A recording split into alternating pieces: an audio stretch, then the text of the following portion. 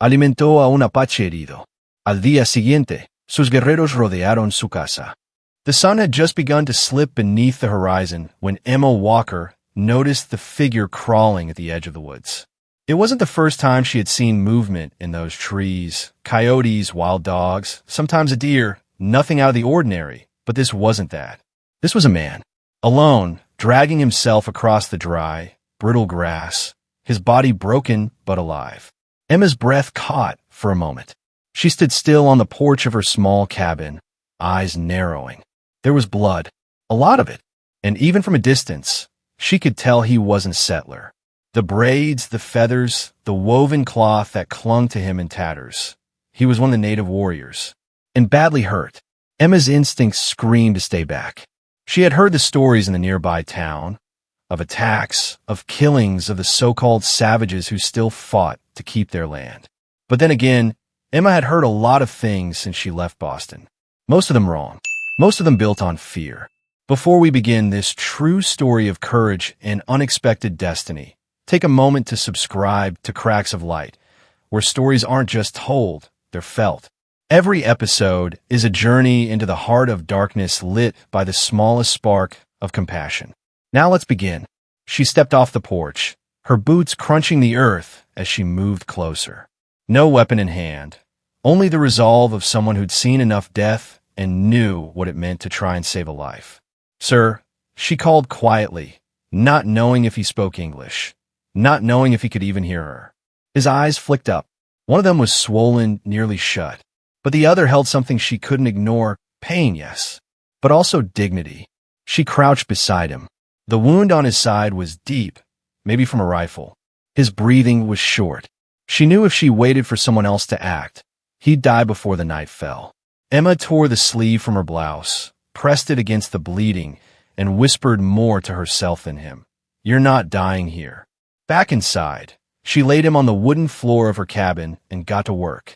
There were no hospital beds here, no assistants, no security, just a tin box of supplies, a bottle of whiskey, a spool of thread, and the steady hands of a woman who once dreamed of healing and forgot that dream somewhere along the road of grief.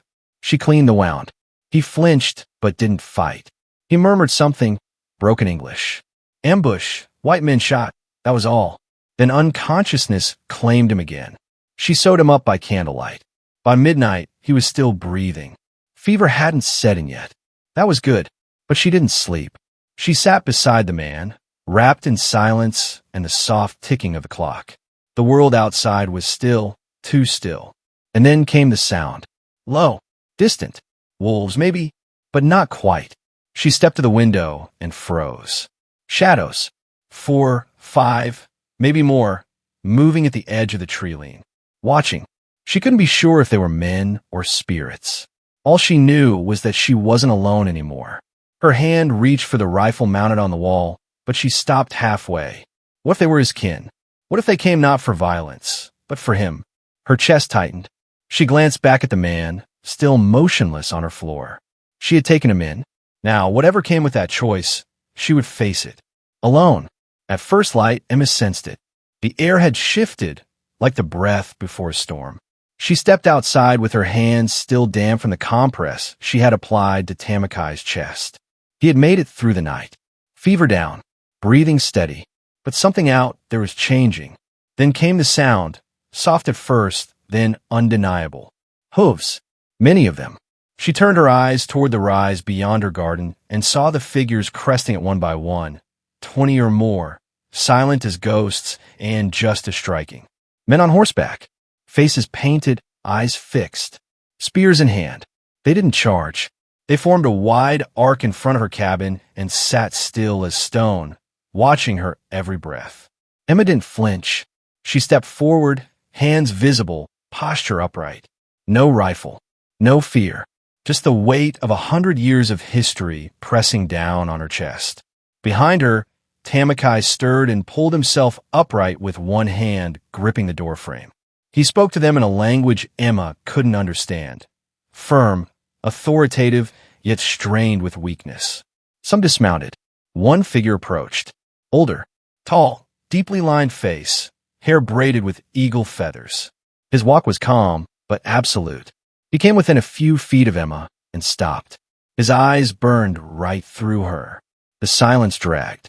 Then Tamakai gestured, first to the bandage at his side, then to her, then to the elder again. Words followed. Emma didn't need to know the language to know what was being said. The old man, Kairu, was judging her, measuring her not by skin or gender or tribe, but by action. She held her ground, then, without planning it, lifted her hand and extended it toward him. It was instinct, an offering, a risk. He looked at it for a long time, then took it with both his hands, thick and calloused. His nod was slight, but it cracked something open. The others began to dismount. That afternoon, the warriors set up a circle of tents just beyond her garden. No words of thanks, no warm welcome, just the unmistakable reality that she was now tied to them, whether she wanted it or not. Tamakai, barely able to stand, stayed near her porch. He had spoken quietly later that night. My uncle, he says you have a brave heart. You saved son of chief. Now we are kin. Emma didn't respond right away. The weight of what he'd said was too heavy. Kin, that wasn't just a word to them. That was binding. Permanent. She wasn't sure she had earned it, but she also wasn't going to reject it. The next morning, 5 women appeared at her door with baskets of herbs and a fire in their eyes that said they weren't here to play student. Emma laid out her medical kit on a blanket. She showed them the alcohol, the cotton, the surgical thread. They nodded but didn't speak, so she demonstrated. With Tamakai's arm exposed, she changed the dressing, pointed to signs of infection, Mon pressure control. They followed with sharp attention. Within minutes, they were already mimicking her gestures, repeating the motions on one another, correcting each other without hesitation. By noon, they began showing her things of their own. A bitter root that reduced swelling, a crushed seed for fever, a paste that numbed pain better than anything in her box. It wasn't teacher and students. It was a trade, mutual and silent, efficient and honest. By nightfall, they sat by her fire. Still no shared language, but now there was laughter. One of the women, Maika, had watched Emma fumble a needle and mimicked it with such exaggeration the others erupted in muffled giggles. Even Tamakai cracked a smile. Emma hadn't laughed like that in months. Maybe years. They brought food she didn't recognize. She offered tea. Somewhere in the exchange of warmth, a friendship was born, not by declaration, but by shared moments. Still, she knew it wasn't over. This was just the beginning. The town would ask questions. The soldiers would notice tracks. The cost of trust was rising. But Emma didn't pull back. Not anymore. That night, she sat beside Tamakai, who stared into the fire like he was reading prophecy. They don't all trust you, he said. I know, she replied. Do you? He asked. She paused. No, but I trust you. His gaze didn't shift from the flames. Then that's enough for now. Behind them, Kairu stood under the shadows of the trees, watching, silent, a father who had lost too many to ever relax. Emma understood that kind of grief. She didn't need translation to feel it. The rumors started slow, like they always do. First it was the store clerk in the nearby town wondering why the widow walker was buying so many supplies for just one person. Then it was the sheriff's wife commenting to her neighbor that Emma hadn't spoken much lately, had seemed jumpy, distracted. Then came the whispers, strange men seen near her property, shadows moving at night, things not quite right. When the deputy rode out one morning, it wasn't curiosity that sent him. It was suspicion. Emma saw him before he saw her. A lone rider moving slow along the edge of her land, scanning with that careful gaze lawmen always carry when they think they're about to uncover something important. She stepped out to meet him before he could reach the porch, her face calm, her voice light. Deputy, she said, what brings you all the way out here? He made small talk at first, tried to ease into it, but Emma knew the dance. She had nothing to hide, or at least that's what she told herself as she blocked his view of the back shed with her body. He left that day without pressing harder, but his eyes lingered too long on the footprint by the garden. Too wide, too deep. A man's boot, not hers. That night, she gathered everyone in the cabin. The 5 women who were now more like colleagues and students, Tamakai, and the two younger warriors who had been helping with supply runs. "They're coming back," she said. "And not just the sheriff next time." Tamakai didn't argue. He nodded. "Then we disappear." "No," she said, sharper than she intended. "If we run, they'll follow. If they find a trail, they'll hunt. And if they find your camp," she didn't need to finish. The silence did it for her. They worked through the night. By morning, the house had been transformed. Beds were arranged in neat rows, blankets puffed up over makeshift pillows. Emma dug out her husband's old clothes, dressing Tamakai and one other man in worn denim and boots covered in dust. The third warrior, younger and slimmer, was bandaged heavily, his face bruised with ground charcoal to mimic injury. They became, on paper and by appearance, migrant workers ambushed by natives. Victims, not enemies. She coached them on the words, the accents, the looks of confusion and fear they had to sell. She knew it might not work, but she knew not trying wasn't an option. When the soldiers arrived, 15 of them in full uniform, led by a captain whose expression already screamed judgment, Emma was ready. She stepped out, sleeves rolled, apron stained with fake blood and herbs. "They barely made it to me," she said, ambushed outside the canyon pass. "I've been treating them for 2 days." The captain didn't smile. "We've had reports of native sightings near here." "Yes," she said quickly, "and I've got 3 men nearly dead inside to prove it." He stepped past her without permission. His boots hit the wooden floor like a gavel. The inspection was slow and methodical. Soldiers walked through the cabin, eyes scanning corners, hands brushing over blankets and shelves. One of them picked up a pouch of crushed herbs and looked confused. Emma snatched it back. "Pain relief. You want to try having 3 men moaning all night without it?" They didn't laugh. The captain walked to the supposed patient and studied him. The man moaned. Emma leaned in, shielding him, brushing his forehead. "He's delirious." The captain grunted, unimpressed. In the back room, the sharp-eyed deputy from before bent down near the fireplace and pulled out a strip of leather with beadwork. Not white work. Native. His eyes narrowed. "And this?" he asked. "My husband's," she said without a pause. "He traded for it. Liked the look. Never had good taste." The silence between them stretched thin. Finally, the captain spoke. "We'll be watching, Mrs. Walker. For your safety, of course." "Of course," she replied with just the right amount of tightness in her smile. They left before sundown. As the last horse vanished beyond the hill, Emma's knees buckled. Tamakai was there in an instant, steadying her with hands that shook less than hers. She didn't speak. Neither did he. Their eyes met, and in that shared breath, everything that had gone unspoken became clear. Gratitude, respect, fear, and something else, tenderness, not forced, not sudden, but slowly growing like a root beneath stone. That night, Tamakai dreamed again. He spoke of it at breakfast, voice low, almost embarrassed. There was fire, soldiers, a place between 2 rivers. But then children, yours, mine, together. Emma didn't laugh. She didn't speak for a long time. When she finally did, all she said was, "I believe you." And she did. In the days that followed, their routine returned, but the pressure didn't lift. A second patrol passed through. The stairs in town got longer. Emma knew it was only a matter of time before someone pushed harder, and when they did, her little hospital act wouldn't hold. But she also knew this. She would not back down. Tamakai wasn't just a patient.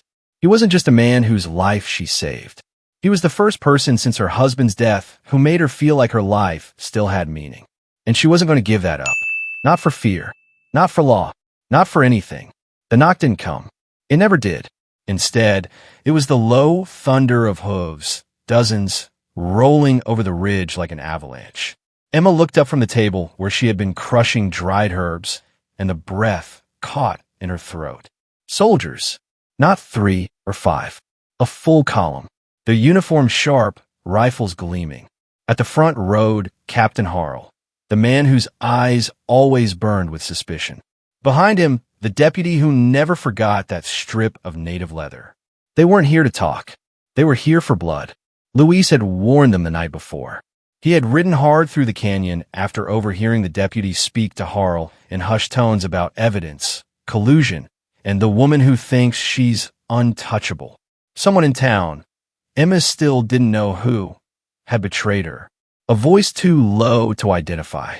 A whisper in the dark that turned into a death sentence. Now, there wasn't time to run. The Apaches had cleared out days before, heading east to a safer ridge. Only Tamakai and 2 warriors remained. Emma knew what would happen if they were caught. There would be no mercy. Not for them. Not for her. The plan came fast, reckless in its boldness. She ordered Tamakai in her late husband's old work clothes, faded, dirt-caked. The younger warrior, Kale, she wrapped in bandages, leaving just one eye visible. The third, Haru, she laid on a cot, arms strapped in a sling, lips painted gray. They were now Mexican laborers, victims of an Apache ambush. Emma reheated old stew, doused the floor with strong-smelling salve to mask sweat and smoke, scattered soiled linens, and bloodied cloth like she'd been up for days. When the soldiers arrived, she didn't greet them. She let them knock and wait. Delay was part of the strategy. Appear flustered. Appear tired. She opened the door with trembling hands and wide eyes. "Thank God," she said, voice strained. "I was about to ride out for help." Captain Harl dismounted slowly. "We have reports that you're harboring enemies of the state." "I'm harboring 3 injured men who nearly bled to death on my porch," she shot back. "If that makes me a traitor, then maybe you should look harder at your enemies." It was a gamble, pushing like that. But Emma knew hesitation read as guilt. Defiance could still pass for innocence. The soldiers stormed in, rifles raised, eyes scanning every corner. Tamakai sat hunched near the hearth, clutching his side, grimacing just enough. Kale groaned on cue. Haru didn't move. Emma hovered near the center of the room, arms crossed, lips tight. "They work the mines," she explained. "Or did. A week ago, they were attacked near the Eastern Gulch. They came here because I helped them once before. Word spreads. People come to me when they have no one else." The deputy paced behind her, hands on his hips. "These are native-made bandages," he said, holding one up. "Yes," Emma replied without missing a beat. "They're better than what you get from town. I trade for them when I can. Would you rather I let them rot?" The captain remained silent for a long while, eyes moving from face to face, from the smoke-stained ceiling to the markings near the floorboard, where someone had once sharpened a blade. He crouched, ran a finger across a scratch in the wood. "What made this?" he asked. Emma's reply was dry. "My husband's tools. He never cleaned up after himself." The room was still, every breath audible. Then Haru coughed, just once. Not planned. Too sharp. Too human. The soldiers twitched. A rifle cocked. Emma moved fast. She knelt by the cot, pressed a hand to Haru's forehead. His fever's climbing. He doesn't even know where he is. She glanced up at the captain. "If you want to interrogate him, wait until he dies. You'll have your answers then." Something in her voice held. Something real. Not just performance. Truth woven into fiction. Harl stood. His boots echoed as he paced toward the center of the room again. "You've been walking a thin line, Mrs. Walker. You speak fluent Spanish now. Enough to comfort a dying man," she said. Outside, the sun was dropping. Shadows stretched across the yard. One soldier knocked over a bowl of ash as he searched a cabinet. Another found a wooden carving under a loose floorboard, clearly Apache. Emma took it from his hands. "My husband collected artifacts," she snapped. "You want to dig him up and ask him why?" Harl exhaled through his nose. The deputy still didn't buy it. "They're not Mexicans," he said, stepping forward. "They're Apaches. You know it." "I know it." Harl glanced at him, then at Emma, then back again. "No proof," the captain said. "And I won't bring my men back from a slaughter because you're chasing ghosts." He turned. "We'll be watching," he warned again. "One mistake." "Then I won't make one," Emma answered. He nodded once and walked out. The soldiers followed. The deputy lingered. He looked at Emma like a man who knew he'd been outplayed, and hated it. But rules were rules. Without evidence, he had nothing. He spat near the steps and left. Inside, Emma collapsed. Her hand was shaking so hard she couldn't unfasten her apron. Tamakai helped her, silent, focused. She looked up at him, searching his face. "We can't do this again," she whispered. "Not like this." Then we do something else, he replied. His eyes were fierce, but not unkind. We find a way to stop hiding. That night, they burned what little remained of native tools in the house. Anything that couldn't be explained was buried or thrown into the river. They sat by the fire, and for the first time, Emma told Tamakai about her husband. The long illness, the slow fade, the silence in her bones after he died. Tamakai listened. He spoke little. When he did, it was about a child he had lost. A boy, caught in the crossfire of a fight that wasn't his. They didn't hold hands. They didn't kiss. But when Tamakai moved closer and leaned his shoulder against hers, Emma didn't move away. There was nothing to say, only the knowledge that whatever line she had walked before, between safety and sacrifice, law and loyalty, was gone. She had crossed it, and there would be no going back. It was still dark when Tamakai woke her, his voice barely above a whisper, but sharp with urgency. I saw it again, he said. Emma sat up, brushing sleep from her eyes. What? He didn't answer right away. He stood near the dying embers of the fire, arms folded, his back tense like he'd just walked out of something real. There was smoke, he began. Not from fire, from peace offerings, from fires that bring people together. Your hands were raised. They listened to you. Emma said nothing. She learned not to interrupt when he spoke of visions. You stood between two clans. Pale faces, brown faces. You wore no badge, no war paint, just a white cloth in your eyes. You didn't yell. You didn't beg. But they listened, and no one raised a weapon. He turned to her then, and something flickered in his voice, something raw, unguarded. My father called you the enemy. The soldiers called me a savage. But I saw our child standing in that place, speaking both tongues, laughing, unafraid. He paused. If that dream belongs to me alone, I will bury it. But if it belongs to both of us, he didn't finish. He didn't need to. Emma stared at him for a long time, not blinking. I've been holding on to what's left of this place like it still means something, she said. But the truth is, it's gone. My neighbors won't speak to me. The church doesn't meet here anymore. Even the sheriff looks at me like I'm just waiting to betray someone again. This isn't home anymore, and I'm tired of pretending it is. She rose, crossing the floor, stopping just in front of him. But what you saw, maybe that's what it was always supposed to be. Not here, somewhere else. They talked for hours. Not about love, not about escape. About structure, about medicine, about land. Tamakai knew a canyon east of the divide, near a spring that never dried, nestled between cliffs too narrow for wagons. It was protected. Emma remembered settlers who wanted safety but didn't want war, women who lost children, men who lost faith. People who were tired, like her, like him. What if they built a place that wasn't anyone's and became everyone's? But it wasn't a fantasy. It came with a cost. Patrols were more frequent now. Soldiers stopped by every few days under the guise of checking on the wounded laborers. One deputy warned her, off the record, that the captain wasn't convinced. He was just patient. They needed to leave. But even that wouldn't be simple. They couldn't move as a group without being noticed. They'd have to scatter, regroup, hide in plain sight. Emma packed what she could. She taught the remaining women how to run the cabin, if questioned. She left a letter for the sheriff, a soft lie cloaked in just enough truth, moving to care for a sick aunt. Their final night in the house was quiet. Tamakai said little. He carved a small symbol into the corner of the doorframe, an owl with spread wings.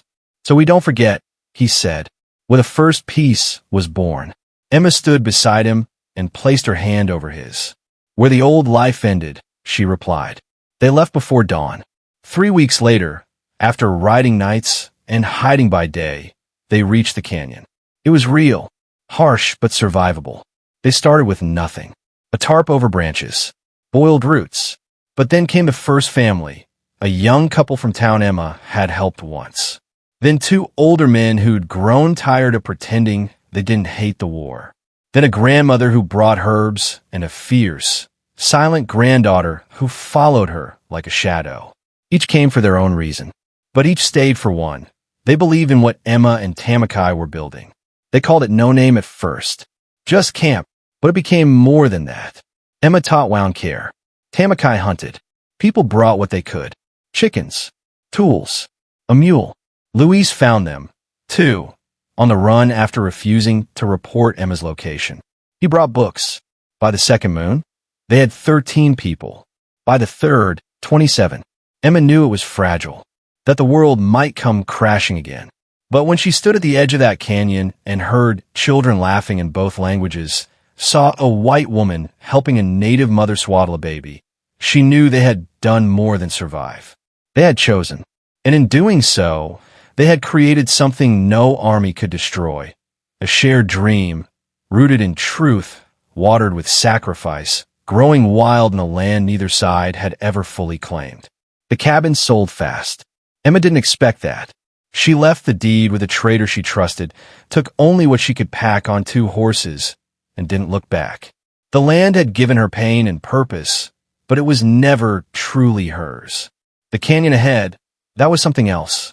Something unclaimed, something no one dared to control, because it required belief, not ownership. And that was what they were building now. Not a camp, not a hiding place, something that stood for those who had been cast aside by both their worlds. She and Tamakai arrived first. Within days, others followed. A widow and her teenage son. A half-blind ex-scout who had grown tired of killing. A young Apache couple carrying their second child. No signs. No fences. Just word of mouth and the pull of something real. They called it Grey Rock, after the massive stone face near the waterline that never seemed to change, no matter the weather. Emma's first move was to turn a canvas tent into a clinic. She laid out the tools she had salvaged, jars of herbs from the old house, cloth strips boiled clean. And then she began to teach. She taught how to bind a wound, how to read signs of fever, how to find the vein that wouldn't collapse. She taught in English, broken Spanish, sign language, and eventually picked up enough Apache to explain dosages and symptoms. It didn't matter who they were, white, brown, or anything in between. They came to learn, and they came to heal. Tamakai built the first shelters, low structures from stone and timber, reinforced with mud. Others followed. A teacher from the city showed up, bitter with politics but armed with books and chalk. She built a board out of scavenged wood and started lessons for the kids. Emma didn't ask questions. She just made space. Every day someone new arrived. A trapper, a former preacher, a woman who claimed she was once a banker's wife but had forgotten what money looked like. The settlement grew like a wound that learned to scab. Imperfect, but holding. Not everyone approved. Word got out. At first, it was just whispers in the towns. She's building a commune, training savages, harboring deserters. Then the press showed up. A young reporter from the capital came out pretending to be a lost traveler. Emma saw through him by nightfall, but let him stay anyway. When the article was published a week later, the headline read, "The Woman Doctor of Grey Rock, Healer or Traitor." Reactions were instant. One local paper praised her as a bridge between enemies. Another called for her arrest. The military sent word that she was to appear for questioning. A deputy came with a warrant, but never made it past the outer ridge. The people at Grey Rock stood in his way, not with rifles, but with presence. 37 of them. None stepped aside. He turned back. But peace never stays untested. It came in the form of fire. No one knew how it started. Some blamed the forge that had been recently built. Others whispered sabotage. It didn't matter. By the time they saw smoke curling up from the clinic's roof, the flames were already inside. Emma was the first to reach it, throwing open the flap to drag out her supplies, salves, bandages, tools she couldn't replace. Tamakai followed with buckets, shouting orders. The others formed a line from the spring. They didn't speak. They didn't argue. They moved like parts of a single organism. Children carried water skins. Elders hauled buckets. The teacher beat flames with wet blankets. Luis broke open the back wall to release the smoke. It took them until dawn to stop it. Half the clinic was gone. A shelter nearby had collapsed. One girl's hands were badly burned. Emma treated her without shaking, even though her own arm was blistered raw. No one asked what they would do next. They simply started again. By noon, someone brought fresh timber. By evening, a second tent was going up. That night, Emma sat beside the fire with her coat wrapped tight, watching the smoke rise toward the stars. Tamakai sat beside her. He didn't speak for a long time. You think it was an accident? He asked. Emma didn't answer. Then she did. Doesn't matter. It's still ours. He nodded. We build again. And they did. Not because it was easy, not because it was safe, but because for the first time in their lives, everyone around them believed the same thing. That even in ashes, something better could rise. 1 year later, Carew Haven stood not as a miracle, but as proof that belief was heavier than fear. The settlement had no flags, no anthem, no borders marked by gunpowder or blood. But it had a rhythm. Children ran through the dusty paths, switching between languages mid-sentence like it was the most natural thing in the world. Elders shared stories over tea made from desert herbs.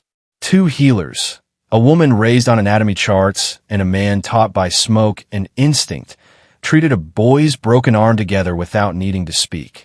They just moved, understood, and acted. Emma didn't wear white coats anymore. She wore what was practical. Tamakai still carried a blade, but hadn't unsheathed it in months. They slept beside each other. No marriage papers. No need.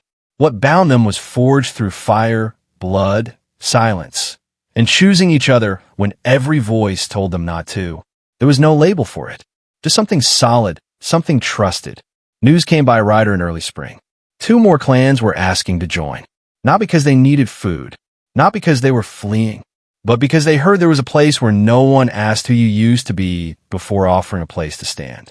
Emma read the note, then handed it to Tamakai without saying a word.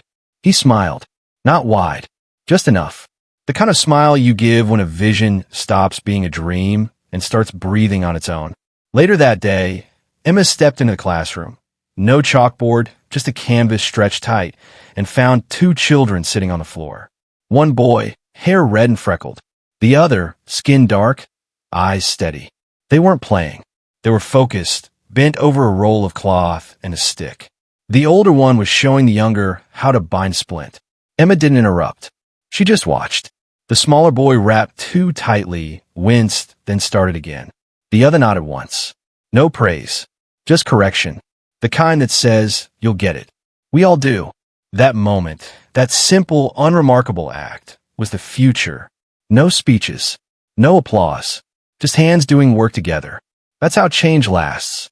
Not in fire, not in violence, but in persistence.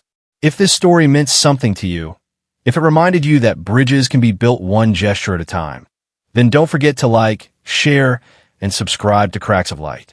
Your voice helps stories like this reach others. Drop a comment, let us know what you felt, and keep walking forward, one quiet act of courage at a time.